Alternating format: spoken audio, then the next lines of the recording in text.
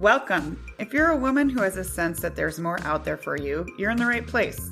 I'm Whitney Baker, host of the Electric Ideas podcast. Somewhere along the line of work and kids, life carried on, but I lost track of my truth. I'm on a reflective journey, and that's what this podcast is all about. Each week, I interview a woman who is lighting her own path and offering others hope. Before our conversation ends, we'll share a reflective question for you to explore. Sometimes all we need is a jolt, a fresh idea, an aha moment that connects us to a sense of possibility. This, my friends, is what I call an electric idea. Welcome back to Electric Ideas. Today's guest is Helen Thacker. Helen is a woman who has taken big risks in her own life, and today she helps lots of women to do the same. Helen works with entrepreneurs and helps them to step in the person they always wanted to be and be seen for what they're worth. She says a big part of her role is helping women on their journey of self-confidence to show up 100% as themselves and to actually step into the life they deserve. I'm fully aware that not everybody in the Electric Ideas community is trying to start a business, but regardless of where you are on the spectrum of work, running a company, running a household, managing a volunteer campaign, or maybe all of the above, I know that stepping into more purpose and feeling like you're living up to your potential are universal longings most of us share. Sometimes when we take the time to step back and reflect on purpose, it can bring up a lot of indecision and fear. And that's why I know that the wisdom in this episode will leave you inspired. I truly believe being intentional about inviting more meaning into your life is always going to be a worthwhile pursuit. So here we go. Helen, welcome to the show. Thank you so much for having me, Whitney. I'm really excited to be here and pour into your audience in whatever way I can help. I'm thrilled to have you here because I think no matter where we are in our life journey, we all want meaning and purpose. And this is something you are in the thick of with women every single day of your life. So, I like to just get into it with these podcasts. So I'm starting here. What would you describe as a life living with more purpose? Yeah, I'm so glad you recognize that because it's so true. I think it's that moment when we kind of look and realize, like, what is this for? I know we're getting deep and meaningful, but really and truly, we want to wake up in the morning feeling like we're valued, we're seen, we're heard. Even if you're not necessarily ambitious, in quotation marks, we all want whatever that looks like, whether it's just, not just being a parent, but whether, if you're being a parent and not working, if that's what fulfills you, if it's charity work, if it's being a super successful entrepreneur and, having a multiple six-figure business, whatever that looks like, we all want that recognition of having that meaning to someone else, usually. And for me, it is literally about the magic of the impact that you can make and the magic of the connections that you have as you find your purpose, the friendships that you make, the communities that you build. This is what lights me up, the communities that I've been able to build around my business, around my connections and network, and seeing those people come together outside and away from me. It's magical. I absolutely love it. And I know that I'm having an impact. And it really does open the world to so many opportunities. When you have a life full of purpose, you're happier, joyful.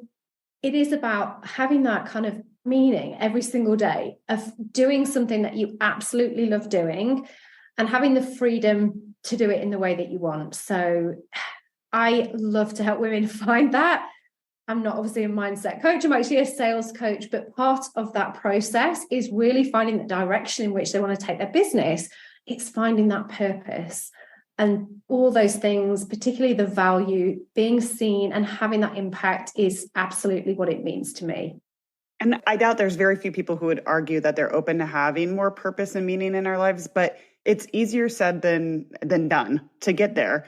Why do you think that sometimes it's hard to bridge towards feeling more purpose in our lives? Oh, so many reasons, Whitney. I think it usually comes from, it comes from external and internal conversations, beliefs, and things like that. But, I've been through my life and made a lot of pivots, a lot of changes. And on my journey to finding my purpose, I ignored really what was truly meant for me. That was the internal conversation, the internal battle. It was like, I don't really think that I should be doing that because I'm supposed to be doing this. Or you question whether you have the skills. And for me, it was like, I felt like I was supposed to be on this certain path, a path based on my upbringing, a path based on the expectations of where I was going to go in life. And I think that's so common, isn't it? For so many women, particularly, it's about getting a stable job, a career, getting married, having kids, and all that kind of thing.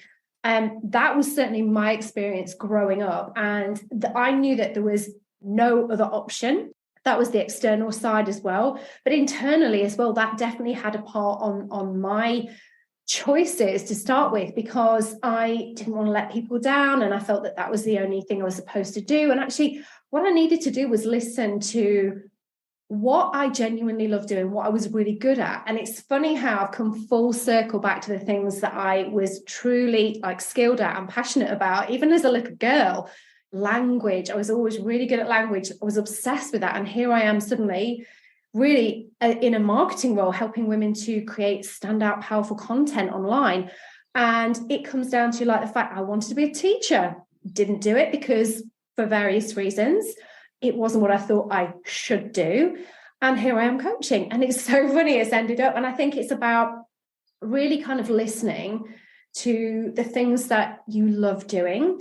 But then there is the external thing as well, which I've just touched on a lot. But I think so many people listen to other people's opinions and then take them on and believe them. And they don't really stay true to who they are. And it's really hard because for those upbringing reasons, you know, we have from our childhood, we have expectations, societal reasons. There might be religious things that come in for some people's experiences in life. But it is about really kind of trying to block out worrying about what other people think if you can, worrying about what you have as an expectation for other people. The only person you've got to please is you.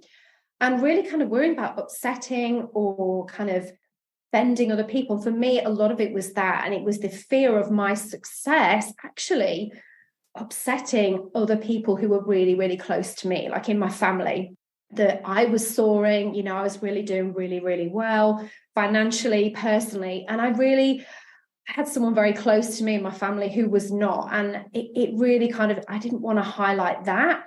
I didn't want her to feel inferior. That was completely my belief. It wasn't on her, it wasn't coming from her at all. But I think it is sometimes very hard to pursue our purpose and find that for so many reasons. And that's just a few of them. I think the final thing I'll say on this is we don't know where we're going. Some people are lost. And for a long time, I felt a bit like that. Like we just don't know what's our direction. It's really unclear. And we don't know what we're meant to do. And I joke all the time that I was like 40 until I kind of discovered what I wanted to do when I grew up. And I'm still on that path, you know. It's like it took me a long time, and that's absolutely fine. It can take some time. It can take a while to find your path, your choice, so many reasons. But if you are on that journey, all I'll say is, and you're not sure where you're going, just keep following what you feel is true to you, and you will absolutely find your way, no matter how long it takes. Beautiful. I have a lot of questions. I want to go deeper into so many of the things you mentioned. Let's start by, you talked about finally being able to kind of listen to yourself and what you truly loved. I think that's talked about a lot, but some women I know in my audience are going to be logical thinkers and being like, literally, like, I don't know how to do that. I've lost touch. I'm just in this more responsive state. I'm just trying to keep my house and my job or whatever, my circumstances above water. So do you have any favorite tools or practices that helped you when you were really trying to get back in touch with that piece of you? I'll be honest, I don't have anything specific. Like I'm not someone that can sit here and say, okay, you need to journal or meditate. But I know for a lot of women that is really, really powerful. But honestly, it's been time. It's been time where I've spent sitting with myself and my own thoughts.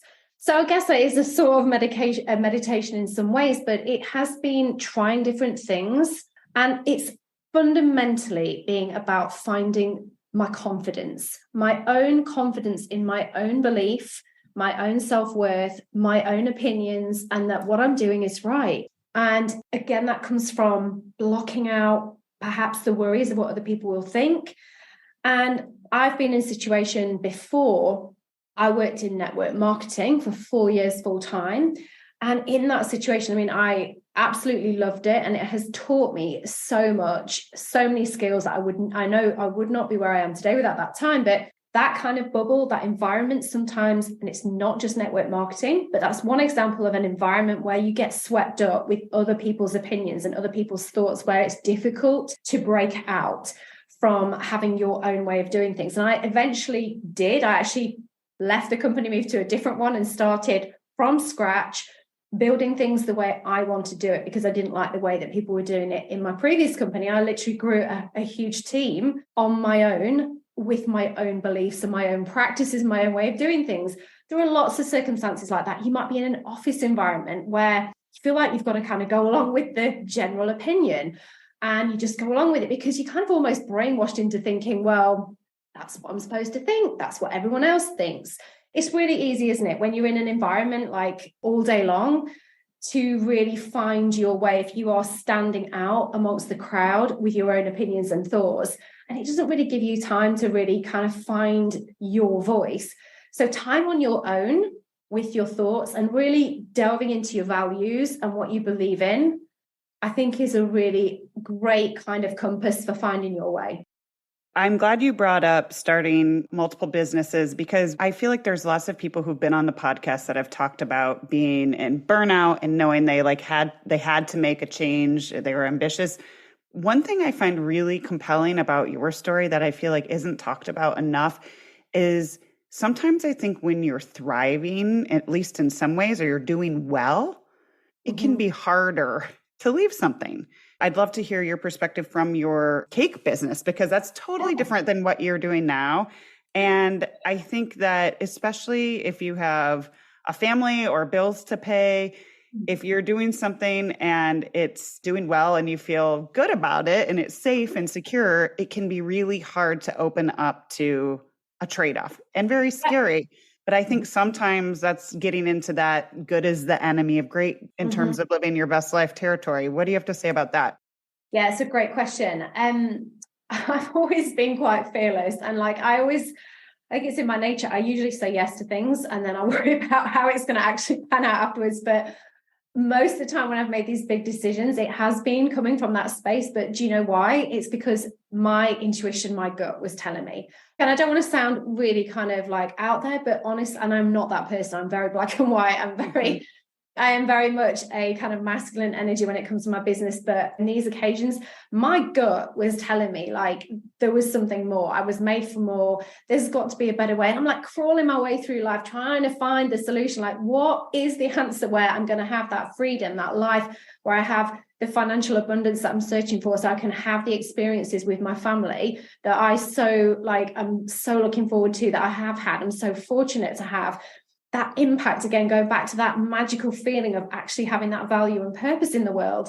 And the cake business for me, it was doing really, really well, but it reached its limit. I was maxed out. I couldn't take it any further, and I didn't want to go into a franchise situation. So with just me, I've won some awards, I'm maxed out, I can't do any more, but I'm burnt out. I'm not seeing my kids at the weekends. I'm delivering cakes, I'm at wedding fairs trying to sell more and keep my business going. And I knew that there had to be an easier way. And so it was a decision that I actually had some sort of breakdown. I really could not take any more. And I was I just can't do it anymore. This is too much. It's not supposed to be this hard. And so I got very smart on looking at the other options. And that is when I moved into network marketing, thinking, okay, this is great. It's going to release so much of my time away from my family. And that is exactly what it did. And it was an amazing move. But it was my gut that was driving. My intuition was telling me I cannot do this. I can't see myself doing this in 5 years time or 10 years time. I remember saying to a friend, I cannot see myself doing this when my kids are learning to drive or going to college, or all those milestone points in my children's life, which was so far ahead, but really not that far. I can't face it. I cannot still be baking cakes covered in icing sugar at that point, not happening. And so it was my gut that said, no, I have to do something about this. And you have so much choice. And we are so fortunate these days. We do have so much choice to build an incredible business like you have online and I have. We can do this from our phones. We can work literally from anywhere. We do have a lot of flexibility. So I think you've got to listen to your inner voice and get smart and look at the options, and don't be afraid, because there's going to be something else for you. And if you've made it work once, you'll absolutely make it work again. That's great perspective. And one thing that's really bubbling up for me that's been helpful in my own life, because I think a lot of women question, they've put so much effort and poured into whether it's career, volunteer, whatever they're doing, that they feel like they can't see themselves doing the same thing at the same capacity. And one of the things that has really helped me is to reflect on like every role I've ever had and almost cherry picked what I loved about it, and open up to the possibility that I can do something and still use those pieces of me and skills. I agree. I definitely agree. Every step I've made, you look at my CV or, my career, it's been accountant to financial recruitment. Okay, that makes sense. There's a sideways move. I created a recruitment business because I was recruiting for accountants. Great. I had the skills and knowledge there. But then wedding cake, what does that have to do with recruitment and finance? But it worked at the time around my boys. And then network marketing, completely different and very product-based, team building, leadership. And then we go to my current business, sales coach, online content creation, helping people be seen and stand out. There is a common thread, and there will be a common thread, is building a business, sales, always, it's been very sales oriented. It's what I'm good at. I've been doing it for 19 years. And also client relationships. I've always, in all those roles, it's been a very, very deep connection with my clients on a personal level. And so there is a common thread there. There's your skills. So where are your skills across everything? What are you really good at? Because there will be a way that you can apply them into something else. Like I said, if you're good at applying them in one place and you've been successful, absolutely, you can do it again wherever your heart takes you. I really love that, because I wanted to reflect back. You said you really figured out what you were going to do when you grew up. I'm air quoting at 40. And I think it's comforting for people to recognize they're not starting over, necessarily, that they're bringing a lot of experience with them. Mm-hmm. So what do you have to say about not living with regret? You can't live with regret, because everything that you've been through there's got to be a lesson. There's got to be a takeaway in there somewhere. It's all a step. Each step is a stepping stone. And, difficult situations that life throws at every single one of us, but every single opportunity where, it has been hard or difficult or challenging, you're going to get something from it. And I never regret any, honestly, don't regret a thing. I really, really don't regret anything, because hopefully I have so much of my life still ahead of me, and I'm just still on this journey. Who knows what's coming? So I'm excited. I just want to, I'm excited to see what happens. But yeah, that's my outlook anyway. What do you know now that you wish you would have known a decade ago? Patience. How to have the patience, because that's something that's been my biggest lesson as an entrepreneur. I'm really ambitious. I want to have the success. And when I started my coaching business, I literally said to myself, I gave myself a talking to, Whitney. I was like, right, you need to sit down, Helen, and just accept for the next 3 years, you are in learning mode. Okay. You're in pure learning mode. We're just going to accept it's going to be uncomfortable. You're going to make a lot of mistakes. You're going to learn a lot. And this patience is, it's difficult for not everyone can grasp it. It's difficult for some people to grasp hold of. But it's an absolute essential part of being a successful business person or whatever you're doing in life.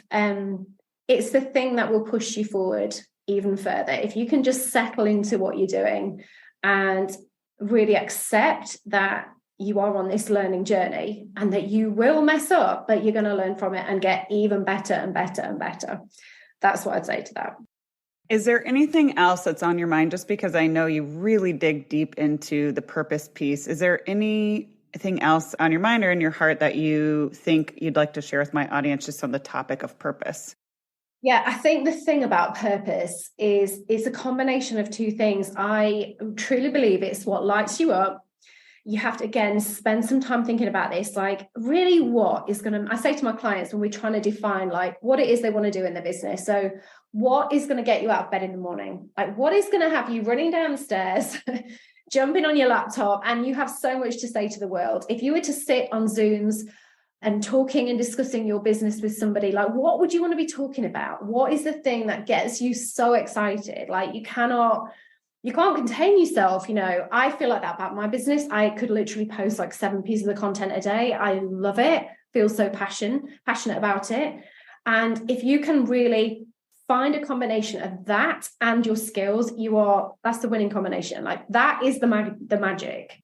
That's how you find your purpose. And again, the patience to find it, the patience to just take the time, refining what you do, learning to put aside the things that you maybe not so good at, don't enjoy so much, but that takes practice. You've got to kind of start. And I would say get started on this journey and find your way step by step, because you will get there and you're never too late. Never, ever, ever too late.